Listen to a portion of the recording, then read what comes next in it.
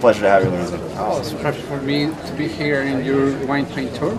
But can you explain me what happened in this moment? Absolutely.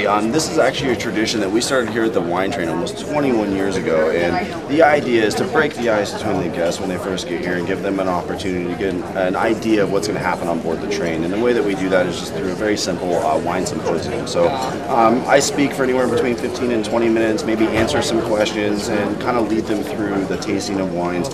We normally do 2 wines first thing in the morning, but really the whole concept, the idea is to make sure that they feel like they're welcome and to kind of get an idea of what to expect. Break their ice. Absolutely. But when they're on board the train today, a lot of people sometimes are brought here as a surprise, so they don't really know what to expect as far as the flow of how the train is going to go. So, what are for the people that is testing wine at the first moment?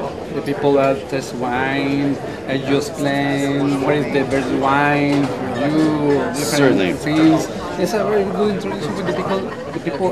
The people comfortable, calm, without problems. One of the things that we had to realize when we first started doing the introductions is that we're talking to a completely different groups of people at all times. So people know a lot about wine, a little bit of wine, and all about wine. So when we developed the speech, we kind of had to realize that we had to key on points just about for everybody. And so, of course, people like information about science, people like information about wines, and some people like a little bit of humor. So really for me, I just try to offer something for everybody. Oh, interesting.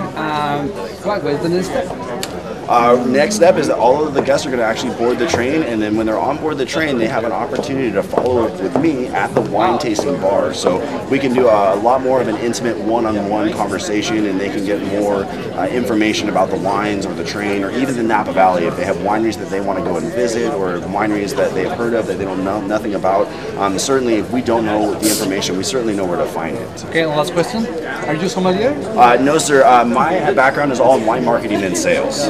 A sommelier is something I may have strived to be at some time, but right now I'm really focused on the education. I really do like people. So for me, I really do define my job as drinking wine and talking to people all day long. So you know a lot of wine.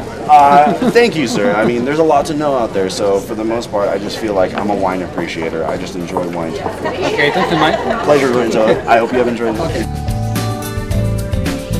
Con todo.